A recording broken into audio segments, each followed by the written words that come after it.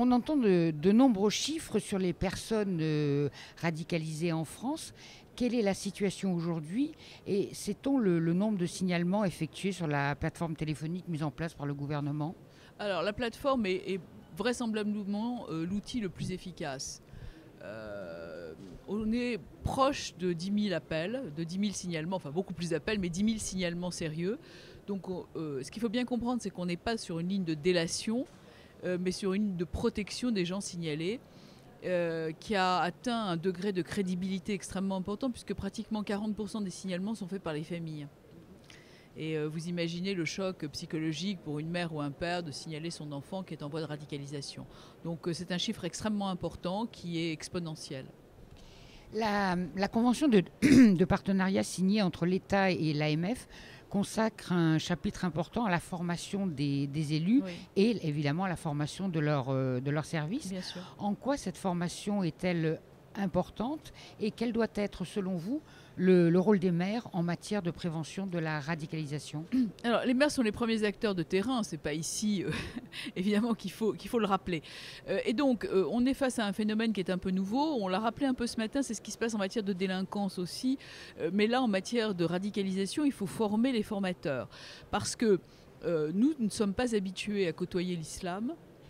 Et beaucoup de personnes ont beaucoup de difficultés à distinguer quelqu'un qui est simplement religieux de quelqu'un qui est sur une voie de radicalisation. Et donc la formation est extrêmement importante pour pouvoir déceler les signaux faibles de radicalisation. Donc l'UCLAT y travaille et la convention qui est signée aujourd'hui va organiser ces signalements et cette formation. Pensez-vous qu'il faille former forcément tous les services des communes ou y a-t-il certains services, par exemple comme les CCAS, plus particulièrement concernés? Non mais, si vous voulez, d'abord il y a dans le montant, dans le nombre de gens radicalisés, il y a au moins 40% de convertis. Donc personne n'échappe au phénomène. Donc il n'y a qu'à il faut oublier, il n'y a pas de milieu, il n'y a pas de profil. Tout ça sont des idées reçues. Alors les idées reçues ont ça d'intéressant, c'est que ça rend paresseux. Bon, vous n'avez pas besoin de vous poser de questions. Donc là, on n'a pas de profil. Donc il faut que tout le monde soit formé. Parce que c'est un sujet d'intérêt national.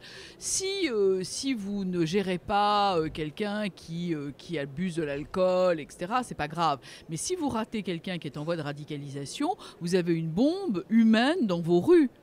Et donc le risque est quand même beaucoup plus important d'abord pour lui et en plus pour la sécurité des autres. Non, il faut former tout le monde, le maximum d'agents, bien sûr, oui. La commission d'enquête sur l'organisation et les moyens de lutte contre le djihadisme que vous présidez a rendu son rapport Oui. l'an dernier.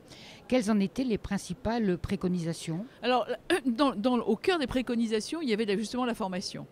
Parce qu'on s'est rendu compte que si on voulait prévenir et si on voulait surtout endiguer le flot des jeunes qui vont vers l'Irak et la Syrie, il fallait pouvoir prévenir.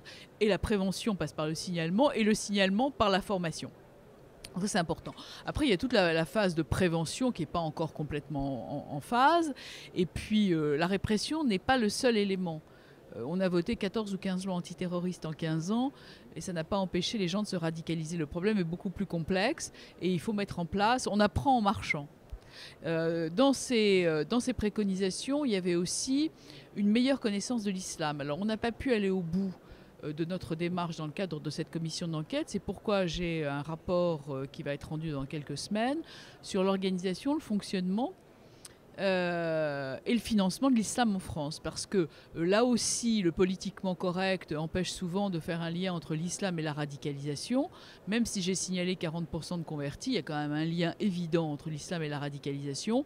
Et la communauté musulmane doit aussi être protégée de ces gens qui dévoient l'islam. Et donc c'est extrêmement important qu'on puisse avoir une vision précise de l'organisation et de la situation de la communauté musulmane en France aujourd'hui. Pour sa propre protection d'ailleurs.